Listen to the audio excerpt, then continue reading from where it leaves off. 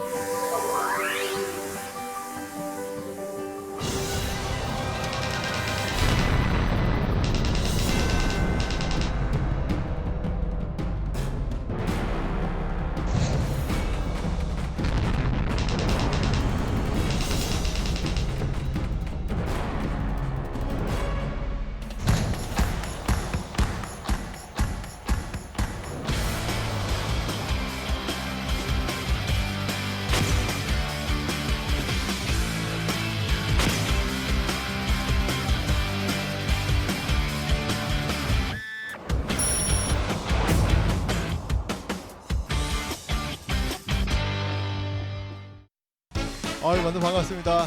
네. 진짜 여러분 너무 만나서 반갑고요. 여러분들 지금 머리에서 발끝까지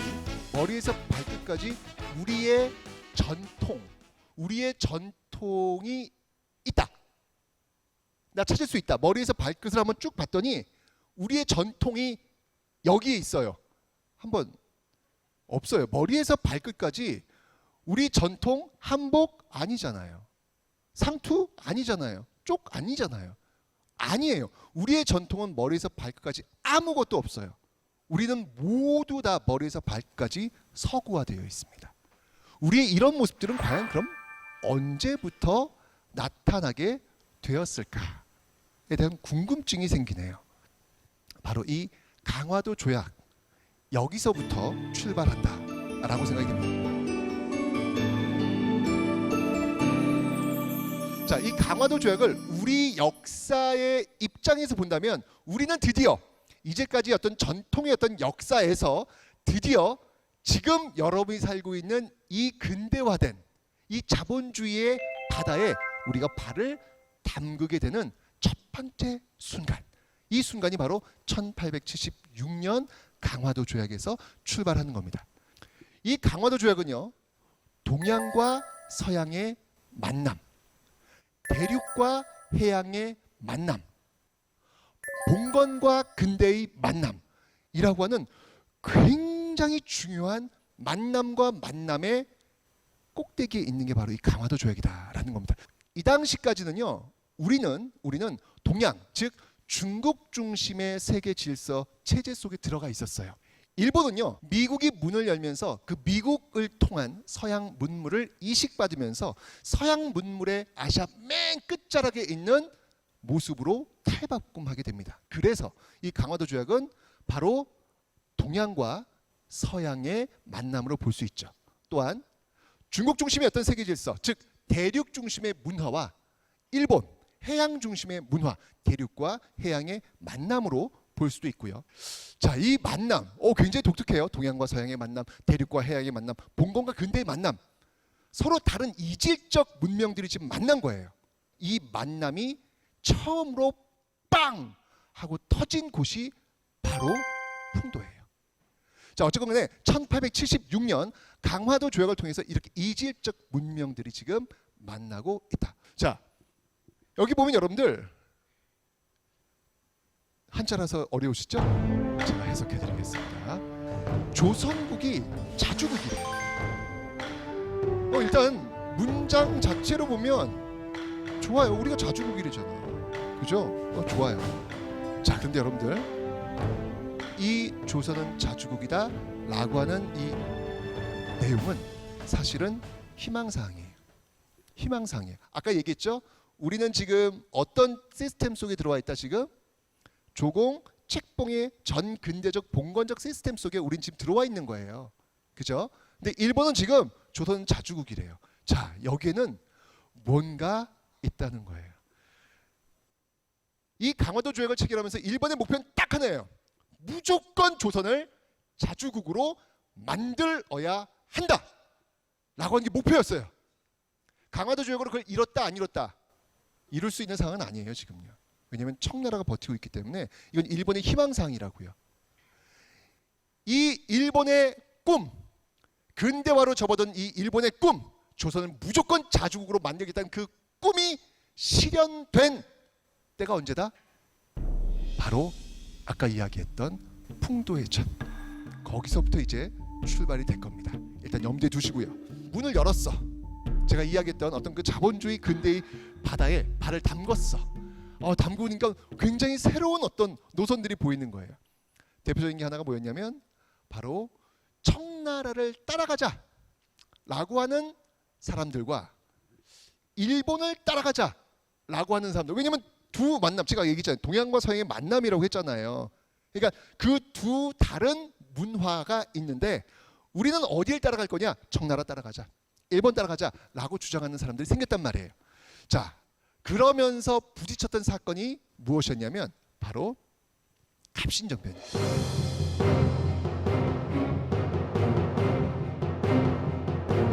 이 갑신정변은 뭐였냐면 여러분들 여기 얼굴들을 보세요. 갑신정변의 주역들이에요. 이들의 꿈은 뭐였냐면요, 빨리 일본처럼 제도, 문화 모든 것들 다 서구화시키자. 우리가 빨리 이 아시아로 벗어나서 우리가 서구화된 모습을 보여주자, 싹 바꾸자 라고 주장하는 노선을 지금 일본은 걷고 있단 말이에요. 이들은 바로 그 일본의 노선을 따르자 라고 주장하는 사람들이에요. 반면에 청나라는요, 청나라는 여러분들 이제까지 세상의 중심이라고 생각하는 사람들이야. 근데 갑자기 서양 애들이 등장을 한 거예요. 그러면 우리는 서양을 따라가야 돼. 이게 쉽겠어요? 나 항상 1등이었어. 1등이었는데 갑자기 옆에서 누구 경쟁자 나왔어. 난 1등이야. 그런 심리가 있잖아요. 그죠? 쉽게 안 바뀐다고요. 그러니까 이 청나라는 어떤 관점이었냐면 청의 제도, 청의 정신 이런 거 그대로 두고, 왜?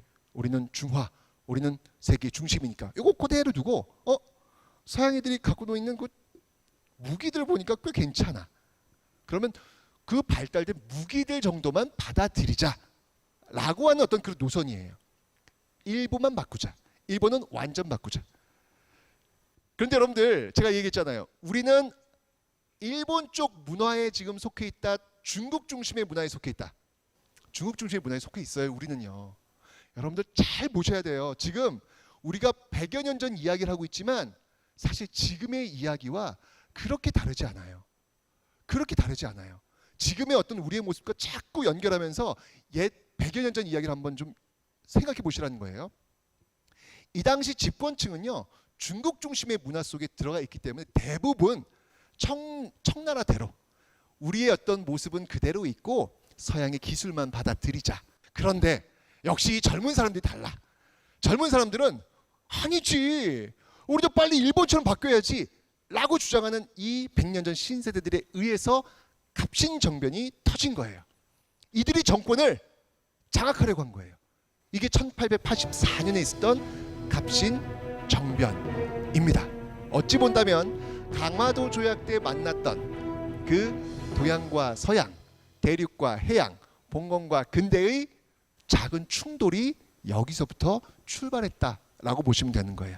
끊임없이 이런 충돌이 나올 거예요. 자, 그런데 이 갑신정변을 지지했던 측은 역시 일본이었습니다. 일본의 입김이 굉장히 많이 들어왔단 말이에요. 이 갑신정변 때 권력을 3일 동안 장악을 해요.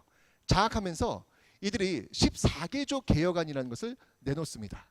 자, 이게 이제 14개조, 우리가 이렇게 바뀌어야 된다라고 이제 이들이 얘기하는데 여기 이 배후에는 일본이 분명히 있단 말이에요. 근데 여기를 보면 역시 마찬가지로 또 내용이 제1조가 이거예요. 청에 조공하는 허례를 폐지한다. 이게 청과의 관계 끊자는 이야기예요. 청에 조공하는 허례, 제가 얘기했잖아요. 이전까지의 질서는 조공 책봉과의 그 관계였다. 이거 끊자는 거예요. 이거 끊자는 거예요. 강화도 조약의 연장선상이라고 보시면 되는 거예요. 강화도 조약의 조선 자주국이다. 청과의 관계 없다. 끊자라고 하는 이야기를 지금 여기서 또 한 번 반복하고 있다라는 겁니다. 자, 그런데 여러분들 이 갑신정변이 3일 천하로 실패합니다. 3일 만에 실패합니다. 근데 실패했던 그 장소가 어디였냐면 바로 창덕궁이에요. 그 창덕궁에서 1884년 갑신정변이 마무리되는 그 즈음에 어떤 일이 벌어졌냐면 놀랍게도 그 창덕궁 안에서 정부를 지원하고 있었던 청나라 부대와 이 갑신정변을 지원하고 있었던 일본 부대가 부딪혀요. 총격전이 벌어져요. 일종의 작은 전투가 벌어진 거예요. 와, 지금 임금이 있는 궁궐에서, 왕이 있는 궁궐에서 우리나라 부대끼리도 아니야. 청나라 부대하고 일본 부대하고 싸운 거야. 총격전이 벌어진 거야. 놀랍지 않습니까, 여러분들? 아니 어떻게 이런 일이 벌어지지? 황당한 일이 벌어지는 거야. 결과는 어땠냐면 일본 부대가 끼깅 하면서 그냥 주랭랑을 쳤어요. 도망을 쳤어요. 청나라 군대의 그 압도적인 힘에 의해서 힘도 제대로 쓰지 못하고 도망갔습니다. 이러면서 갑신정변은 결국 실패로 돌아갑니다. 이게 바로 1884년에 있었던 모습이에요. 자, 여기서 우리는 굉장히 중요한 것 하나를 발견해야 됩니다. 굉장히 중요한 사실, 우리나라 궁궐에서 청나라 부대와 일본 부대가 싸워? 쉽게 얘기하면 이런 거잖아요. 지금 우리 청와대 안에서 중국하고 미국하고 싸운 거야. 청와대 안에서. 야, 이러면 이게 나라냐? 라고 할 수 있는 상황이잖아요. 지금 여러분들. 그런 게 지금 100여 년 벌어진 거야 지금. 자, 어쨌건 이거는 청의 힘으로 진압이 됐습니다. 자, 이러면서 여러분들 청나라, 일본, 우리 창덕궁에서 이 갑신정변을 진압했던 이 모습들을 대하는 자세들이 다 달라요. 먼저 청나라. 그럼 이게 우리 청의 힘이지. 이게 우리 중국의 힘이지. 우리 원래 이런 나라야. 상대가 안 되잖아 얘들. 라고 하는 자만심. 갑신정변 창덕궁에서 그렇게 패배한 일본은요, 칼을 갑니다. 그리고 정확히 10년 뒤 1894년 청나라와 제대로 한판 붙죠. 일본이 승리합니다. 자, 그런데 1894년 청일전쟁이 개시된 그 시점, 그리고 승리한 그 시점, 다시 일본은 러시아의 압박을 받아요. 또 깨갱해요. 그런데 정확히 10년 뒤 1904년, 이번에는 10년 전 자신들을 깨갱하게 만들었던 그 러시아를 굴복시키죠. 그게 바로 러일전쟁. 일본은 여러분들 치밀하게 패배를 연구해서 반드시 승리할 수 있는 그 자리를 아주 조용히, 아주 치밀하게 만들어서 10년을 주기로 승자, 최종적 승자로 자리매김하게 됩니다. 우리는 어땠을까요? 우리는 정신을 못 차렸어요. 정신을 못 차렸어요. 그저 우리는 청에 의한 국제 질서 속에 들어가 있으면 우리는 안심할 수 있을 거라는 믿음, 그것만 믿고 있었죠. 청이 있으니까 봐, 우리 형님 이렇게 힘세잖아. 이런 어떤 아니란 생각, 이런 생각으로 준비를 못하는 거예요. 1884년부터 1894년 이 10년이야말로 정말로 중요한, 우리 근대사에서 굉장히 중요한 10년이었는데 어찌 본다면 잃어버린 10년, 그저 청이 다 해결해 줄 거야 라는 이 믿음 하나로 잃어버린 10년을 만들게 되었다라는 것입니다.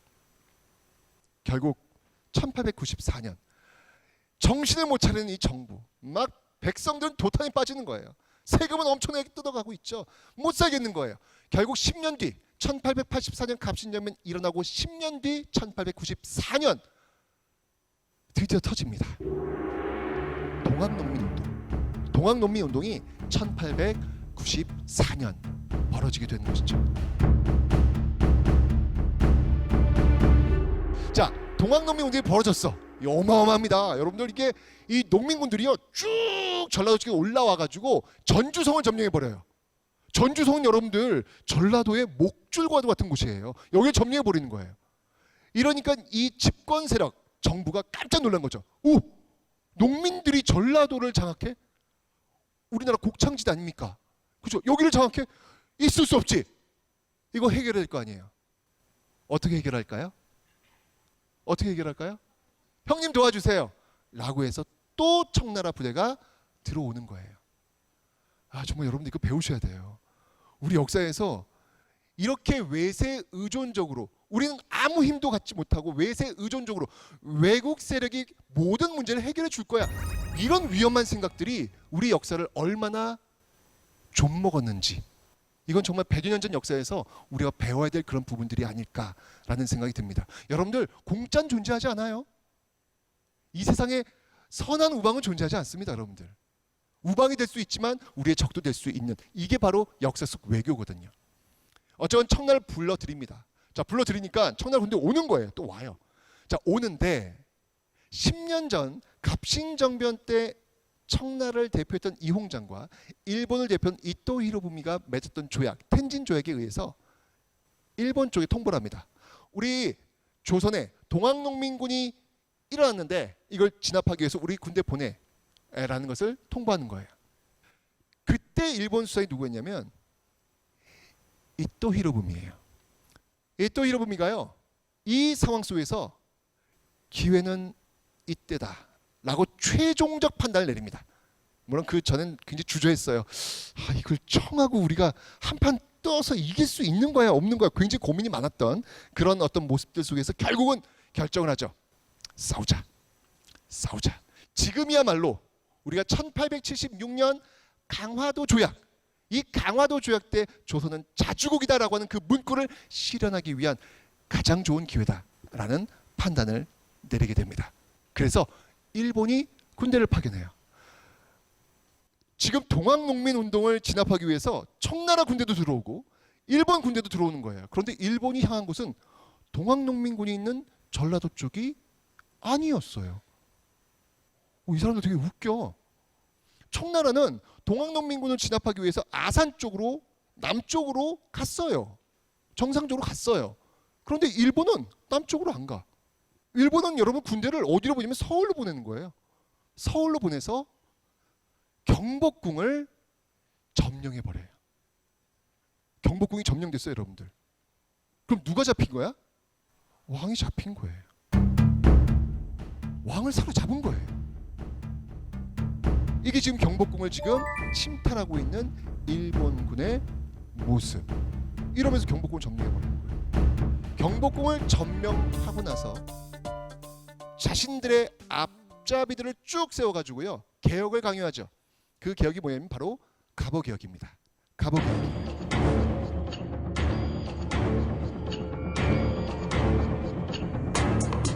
이 갑오 개혁을 문서화해 놓은 것이 있는데 이게 바로 홍범14조라는 겁니다.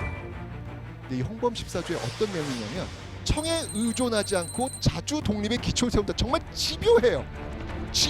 일본은요, 무슨 일이 있더라도 이 조선을 자주 독립국가로 만들어요. 고마워. 이렇게 우리를 챙겨줘서 너무 고마워. 그죠, 여러분들? 진짜 고마워. 아니, 어쩜 이렇게 흔들리지 않고 지치지 않고 끊임없이 제1조는 늘 조선은 자주국이라는 거예요. 이걸 끊임없이 집어넣으려고 하는 거예요. 그런데 여러분, 아직까지 이거는 희망사항이에요. 왜냐하면 아직 우리나라는 아직 어느 질서 속에 들어가 있다? 중국 쪽에 들어가 있는 거예요. 청나라에 들어가 있는 거예요. 계속해서 일본은 어떻게든 끊어내려고 하는 거예요, 청과의 관계를. 그래서 이 갑오 개혁에서도 이런 모습을 보이게 되는 겁니다. 자, 이게 지금 여러분 1894년 다 벌어지고 있는 거예요. 1894년 동학농민 운동이 일어났죠. 이걸 진압하기 위해서 일본 군대 들어왔죠. 경복궁을 점령했죠. 경복궁을 점령한 날이 1894년 7월 23일입니다. 여러분들, 근데 왜 일본은 경복궁을 점령했을까?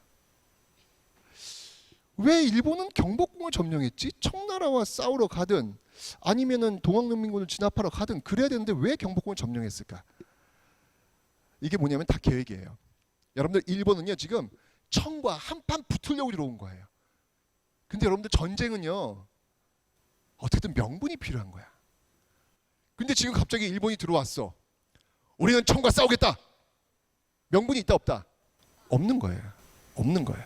그래서 그 명분을 만들기 위해서 경복궁을 점령해서 우리 왕을 앞세워서 청나라가 조선을 너무 괴롭힌다.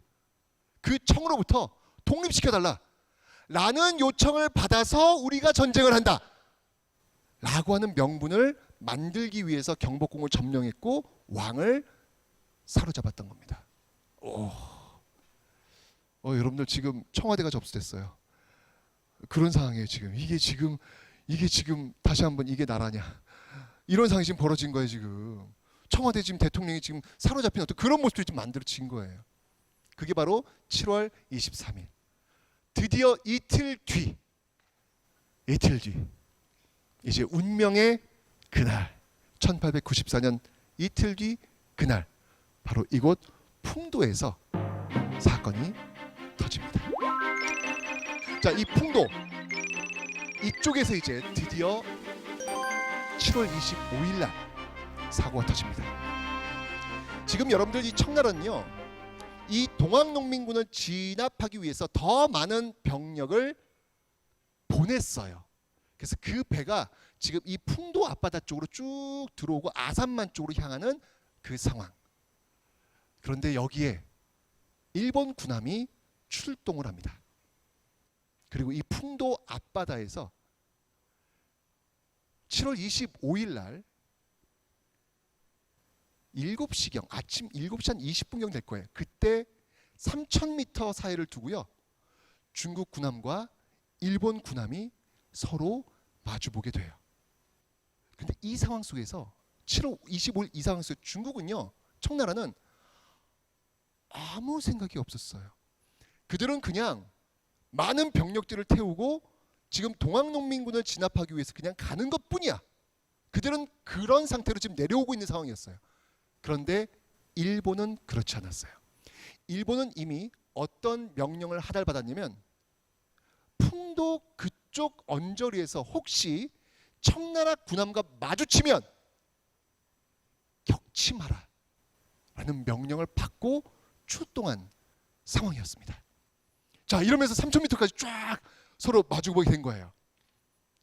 자, 그때 이 청나라의 주요 배는 세 척이 있었습니다. 첫 번째가 제원함, 두 번째가 광을함, 세 번째가 고승함이라는 배가 있었어요. 자, 그런데 이 제원호와 광을호는요, 싸울 수 있는 군함입니다. 반면에 이 고승호는 싸우는 배가 아니라 병력을 나르기 위한 그런 배였어요. 요 세 척이 쭈루룩 가고 있었어요.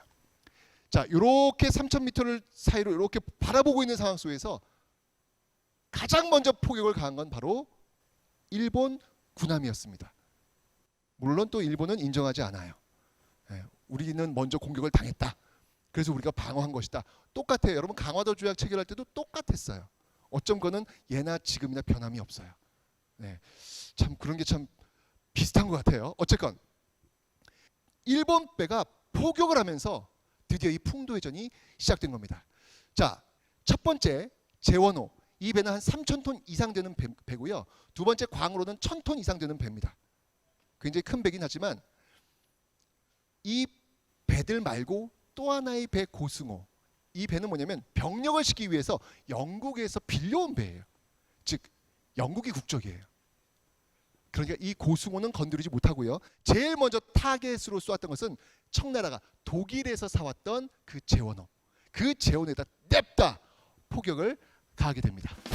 이 모습들이에요, 여러분들. 이게 지금 그때 이 풍도해전의 모습을 지금 보여주고 있습니다. 저 위에 여러분 한자 보시면 풍도 보이죠? 지금 풍도해전 지금 이렇게 그려놓은 겁니다. 지금 제원을 향해서 지금 냅다 포격을 가하고 있는 모습들, 집중 포격을 받다 보니까 사실 여러분 생각해 보세요.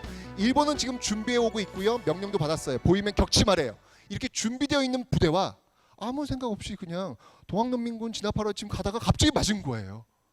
게다가 일본 배는요, 지금 이 중국 배보다 더 크고 더 빨라요. 일본 배들은요, 3,000톤 이상, 아니 4,000톤 이상 되는 그런 배들로 구성되어 있습니다. 더 신식이고요, 더 빨라요. 여기서 냅다 때려대니까 결국 청나라 배 제원호는 엄청난 포격을 맞고 주랭랑을 치면서 도망쳐 버립니다. 두 번째, 이제 광으로가 남았죠. 광으로에 대해서 냅다 또 공격이 가해집니다.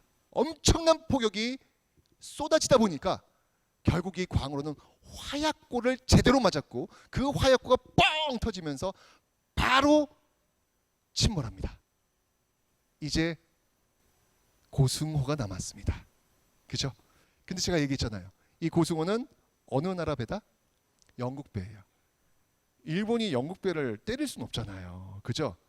그래서 그 고승호에 타고 있는 외국인들을 다 내리라 그래요. 다 내리라고. 배에서 내리라고 합니다. 계속 몇 시간 동안 계속 대치를 해요. 내리라고 해요. 우린 공격할지 모르니까 내리라고 그래요. 결국 외국 선들이 내리고요. 바로 이 고승호에 대한 포격이 들어갑니다. 근데 여기 여러분들 청나라 군인 한 1200명, 1000명 이상 이 배에 타고 있었어요. 이 배가 계속 공격받으니까 그 청군이 바다에 빠지고 난리가 난 거예요. 어마어마하게 많은 청나라 군인들이 이 풍도 앞바다에 수장됩니다. 아주 잔인하게 결국 이 고승호는 이 풍도 앞바다에 가라앉는 모습으로 만들어진 거예요. 자, 이 풍도 해전에서 결국 일본이 대승을 거두게 됩니다. 그러자 일본이 자신감이 생긴 거예요.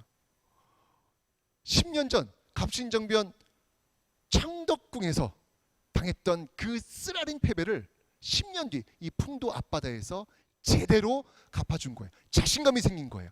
그러자 안성, 성안에서 육군 전투가 벌어집니다. 또 대승을 거둡니다. 그리고 진격해서 평양을 들어갑니다.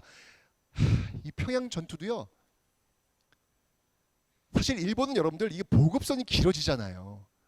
이게 부산에서부터 이 평양까지 올라오는 그 보급선이 얼마나 길어집니까? 쉽지 않은 싸움이 될 거다라고 했는데 청나라에서 갑자기 백길 들고 나와요.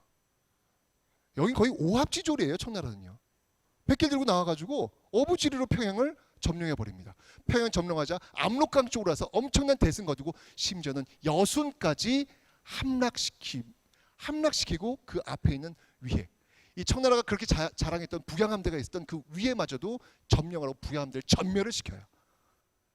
이게 지금 어떤 영국이냐면 여러분 산둥반도와 요동반도를 접수해 버린 거예요. 그럼 그 옆에 뭐가 있어요, 여러분들? 중국의 수도 북경이 있잖아요. 이제는 아예 그냥 중국 청나라를 점령할 태세로 지금 가버리고 있는 싸움, 어마어마하게 큰 싸움으로 지금 확대되고 있는 겁니다. 그 출발이 바로 안산시의 섬 풍도에서 출발한 거예요.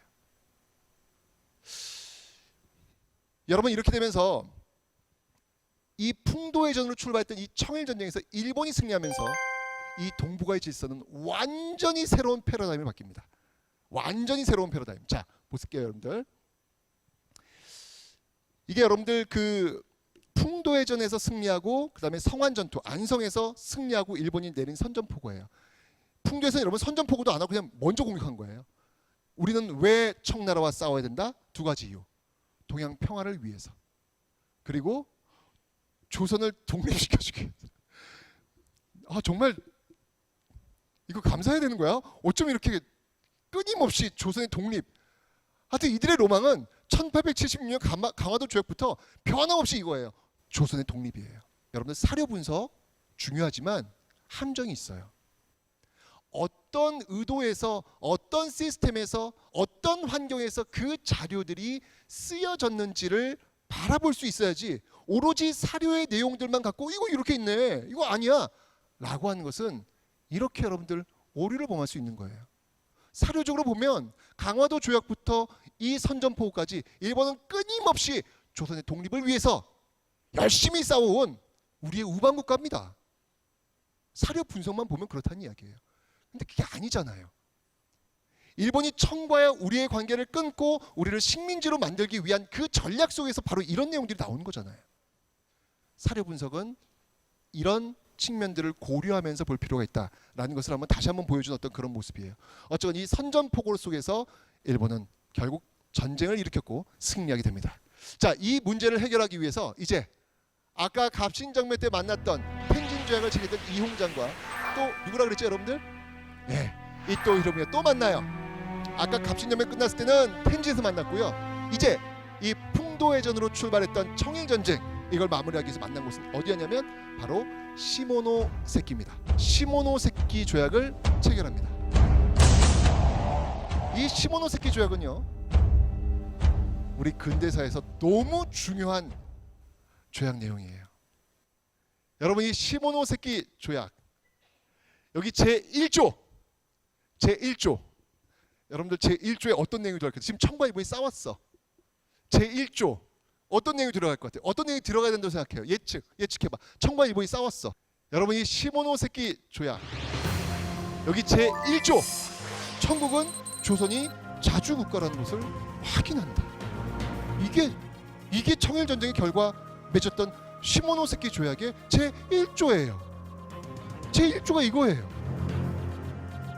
이러면서 우리나라는 이제까지 어떤 봉건적 조공 책봉 관계에서 벗어나서 진짜 말 그대로 자주 독립국가의 형식을 갖게 되는, 완전히 다른, 이제 청나라 중국은요 완전히 쇠퇴하는 모습으로 가게 되더라라는 것이죠.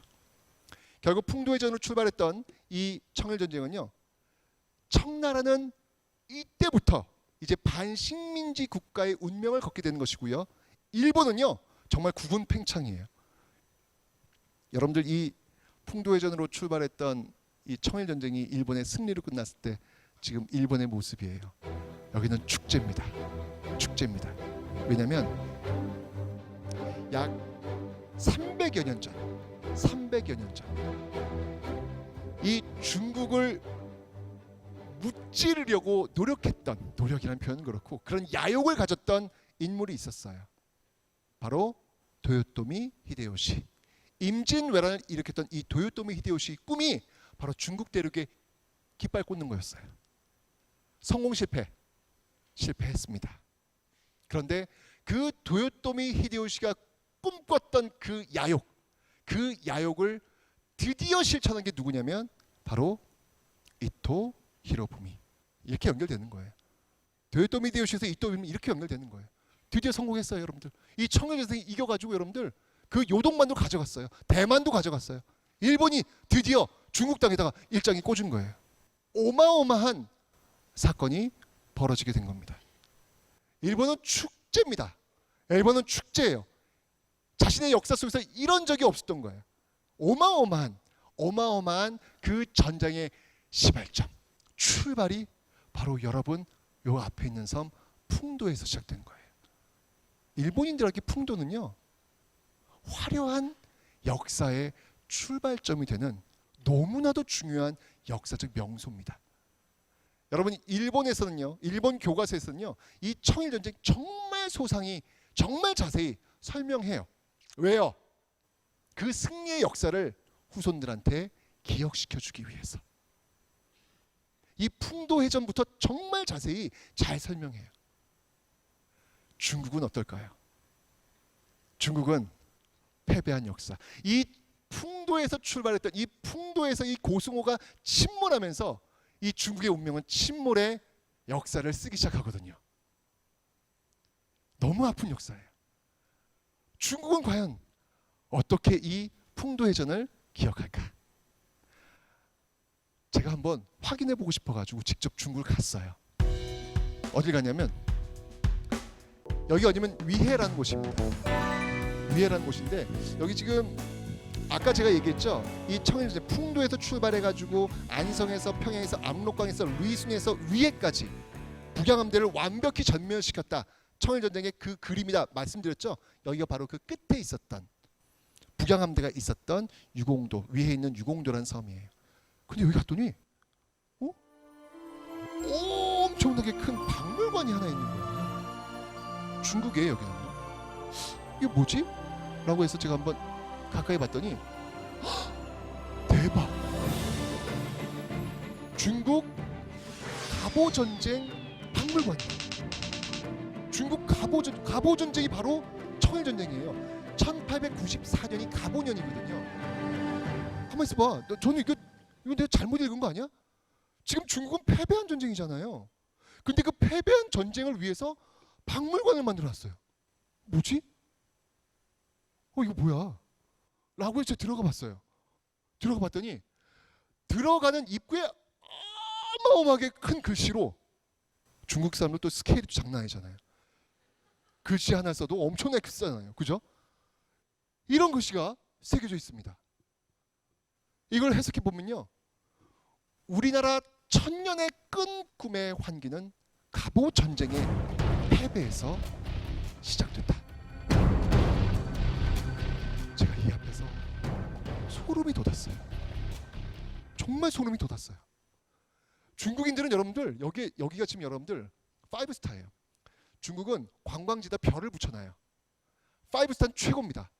중국인들이 가장 먼저 가봐야 될 곳, 그리고 사람이 바글바글 되는 곳이에요. 별 5개. 별 5개 붙어 있는 공간이에요. 중국인들은 여기 별 5개 붙여놨어요. 근데 여기는 패배의 공간이야. 일본에 의해서 완벽하게 아작났던 그런 공간이에요. 근데 그런 공간에 이렇게 큰 글씨로 우리 중국 천년의 큰 꿈은 바로 이 갑오 전쟁의 패배에서 시작됐다. 배우자는 이야기예요. 이 패배에서 우리가 배워야 된다는 이야기예요. 그리고 이 엄청난 박물관을 만들어 놓고 그 패배의 역사를 너무나도 자세하게 만들어 놓고 있어요. 이래서 졌고 저래서 졌고 이래서 패했고, 이걸 섹션별로 너무 잘 만들어 놨어요. 그리고 한 바퀴 삥 돌고 맨 마지막 출입구, 맨 마지막 엑시트 나올 때 소름. 딱 맨 마지막 실은 지금 중국 최첨단 해군실 쫙 전시했어요. 와, 제가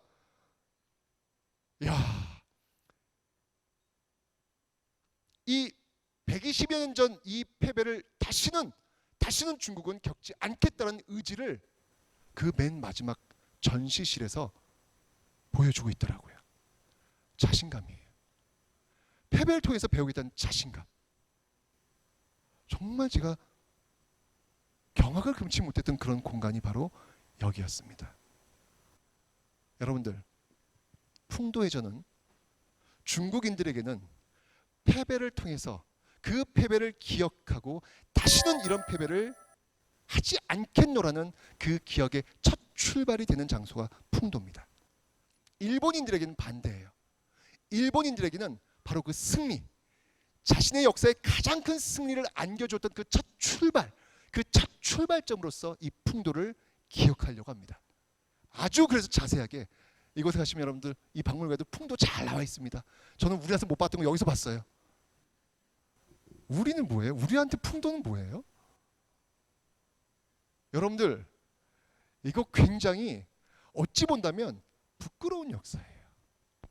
굉장히 부끄러운 아니, 지금 청일 전쟁이 우리나라에서 벌어진 거예요. 청과 일본 그 나라에서 벌어진 게 아니라 우리나라에서 벌어진 거예요. 그리고 우리는요, 경복궁 점령당해가지고 일본한테 물자 되면서 군수품 되면서 빼먹을 대로 빼먹임 당하는 그 모습 우리 당한 거예요. 굉장히 부끄러운 역사예요. 근데 여러분, 중요한 건 뭔지 아세요? 우리는 기억조차 못하고 있어요. 우리는 그게 부끄럽다라고 하는 기억조차 못하고 있어요. 안 해요. 완전 망각이에요. 교과서에도 안 나와요. 여러분들, 지금 한일 간의 갈등들이 지금 많이 벌어지고 있습니다. 조용히 우리가 할 수 있는 영역들을 해야죠. 그런데 그 해야지요라고 하는 의지가 계속해서 에너지를 갖고 계속해서 이어나갈 수 있는 힘이 뭔지 아세요? 그게 바로 역사를 기억하는 힘이에요. 그 역사를 기억하는 힘이 없으면요, 오래 못 가요. 그저 바라락 끓고는 또 끊어질 수밖에 없는 거예요. 이렇게 우리가 이 엄청난 역사를, 지금 중국과 일본은 똑같이 풍도를 갖고 정확하게 기억하려는 그런 노력의 역사 속에서 우리는 망각의 역사로 그저 가끔 주목받을 때가 있어요. 이런 정도. 우리가 왜, 여러분, 심지어는요, 청일 전쟁이 우리나라에서 벌어진 건지도 몰라요. 청일 전쟁이 우리나라에서 벌어진 건지도 몰라요. 이러면 안 된다는 거죠. 제가 다시 한번 이야기합니다. 여러분들, 우리가 다른 나라와 맞붙어서 계속해서 우리가 싸워 이겨나가는 데 있어서 가장 큰 에너지의 힘은 뭐냐면 기억하는 힘이에요. 역사를 기억하는 힘이에요. 그 기억하는 힘이 많으면 많을수록 우리는 조용히 차분히 길게 무섭게 부딪힐 수 있는 겁니다. 힘이 있으니까. 그런데 그 기억의 순간들이 많지 않으면 오래 못 간다는 이야기죠. 저는 많은 사례 중에서도 바로 이 풍도의 전이야말로 이제 정상적 궤도에서 우리의 역사 속에서 우리의 기억 속에서 자리를 좀 잡아야 되지 않을까라는 생각이 듭니다. 안산의 섬이 풍도잖아요. 이 풍도가 갖고 있는 역사, 특히 지금처럼 각국의 어떤 민족주의적 성이 굉장히 강해진 이 시점 속에서 우리가 꼭 기억해야 될 역사의 한 장면이 만들어져 있는 곳이 바로 풍도니까 여러분들이 좀 앞장서셔가지고요, 이 풍도 회전 기억할 수 있는 그런 공간으로 꼭 자리매김 해주시기 바랍니다. 안산 풍도 회전 기억하겠습니다. 감사합니다.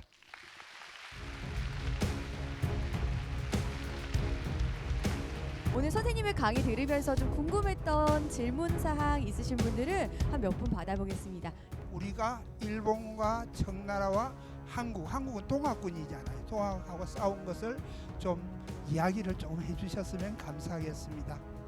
동학농민군이 이 청일전이 벌어지면서 다시 결집을 해요. 그렇다면 이 전쟁은 조청일 삼국의 전쟁일 수도 있겠다. 어떻게 해야 우리 민족에 대한 역사와 그들 일본 잘못을 보편적 인권이라고 하는 측면 속에서 이 문제점들을 연대해 나가는 연결고리를 만든다면, 만약에 그 조선군이 개입을 했다면 어떻게 됐을지가 궁금해가지고. 근데 그 왕이 지금 어디 계세요? 잡혀 계세요 지금. 그런 상황 속에서 불가능하다라는 것이죠. 자기 나라에서 일어난 일이 아닌데도 이렇게 전시를 해놓고 열심히 자기 나라를 관심을 갖고 있는데 왜 우리나라는 그런지 아는가 궁금해요. 우리가 하자고요. 여기 지금 함께 할 수 있는 그런 출발이 되는 날이 되기를 바랍니다. 우리 함께해요. 네, 큰 박수 부탁드리겠습니다. 너무 감사합니다. 잘 들었습니다, 네. 선생님. 정말 이 안산 시민 여러분들의 이 강의를 듣는 모습 보면서 또 한 번 놀랬고, 또 선생님의 또 이야기를 들어보면서 저도 함께 그 125년 전으로 다녀온 것 같은 느낌이었습니다. 근데 사실 이게 인문학 강연인데 네. 굉장히 어려운 강연이거든요. 그렇죠. 근데 어쩜 이렇게 깜짝 잘 들으세요? 놀랐죠. 아니 어쩜 이게 특히 이 학생들이 그러니까요.